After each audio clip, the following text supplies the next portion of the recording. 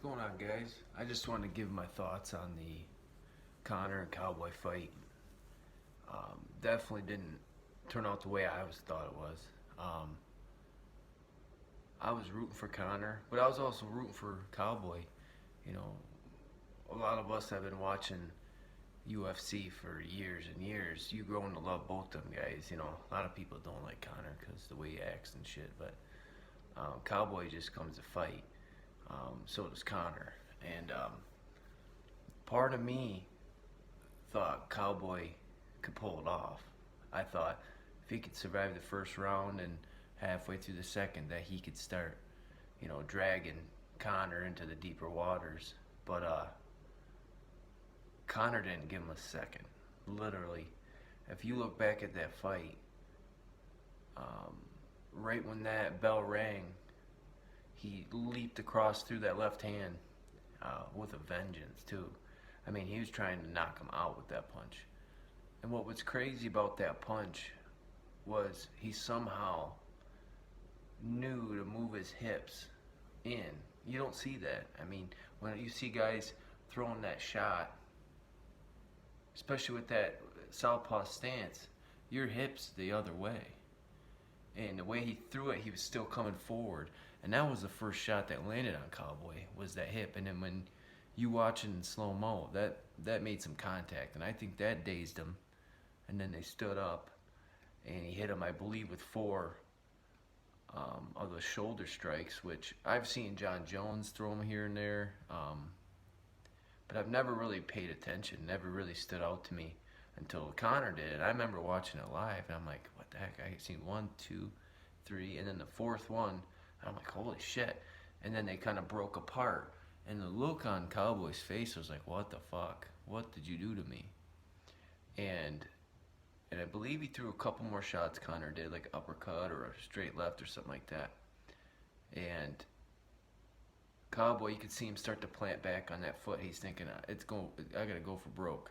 I'm already hurt, And that head kick he threw, if you look how Conor blocked it, it was like nothing, just shrugged it off. And then a second later, he connects with a left, head kick. And he caught him with the toes, too.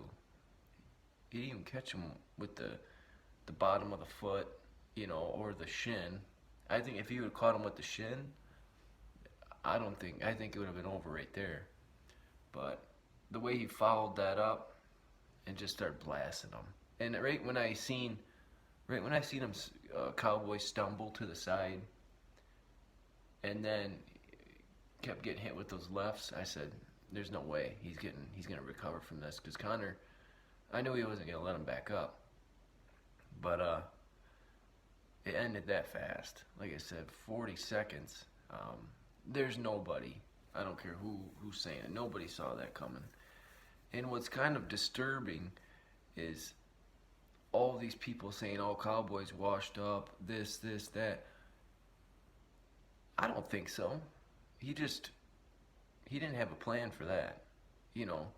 Like everybody's been saying, Cowboy's a slow starter, and which I think's true. But Conor didn't give him a second. Didn't give him a damn second to do anything.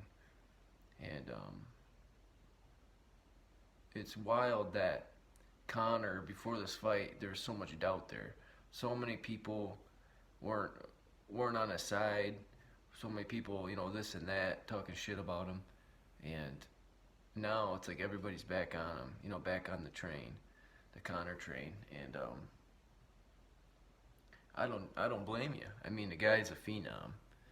And it's not just, he's not the pound for pound best in the world, but what he can do under pressure and how he performs under pressure is second to none in MMA.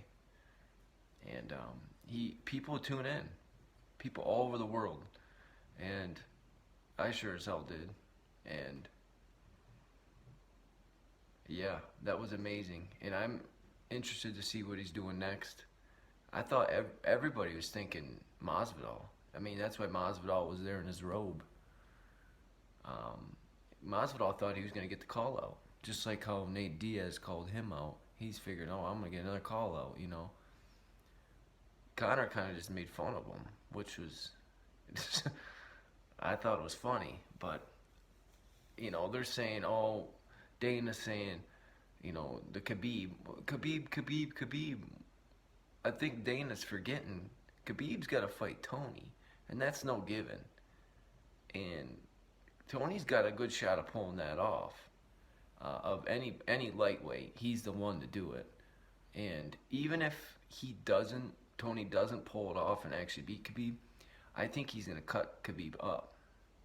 He cuts everybody up, and there's gonna be that layoff, and then Khabib has that whole Ramadan thing with his religion, and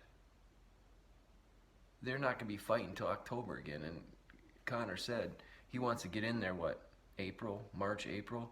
So I think he's going to be training in case one of those guys gets injured, because they did, this is, I think, the 5th time they're supposed to fight. So I wouldn't be surprised if he gets a phone call and has to jump in there. And Conor against either one of those guys is going to be crazy. I actually don't want that. I mean, it doesn't matter what the hell I want, but I want to see Tony and Khabib, because to me, the winner of that fight is the best lightweight maybe in history. Tony's on like a 13 fight win streak. Khabib's on a 28 win streak. That's insane in that sport. But I think what the fans want to see is Conor versus Masvidal, and if he wins that, then he fights the winner of Tony and Khabib. But we'll just have to see what happens. Conor don't need to be messing with Usman. That's a style. That's like Khabib on steroids. I don't think he's as good as a grappler maybe as Khabib, but that dude's massive for that weight class. He probably cuts 25 pounds, maybe 30. Usman's got to be walking around at close to 200 pounds. And Conor had to eat a damn, big breakfast to make even close to 170. So, but yeah. Well, those are just my thoughts, and I'm looking forward to see what happens next.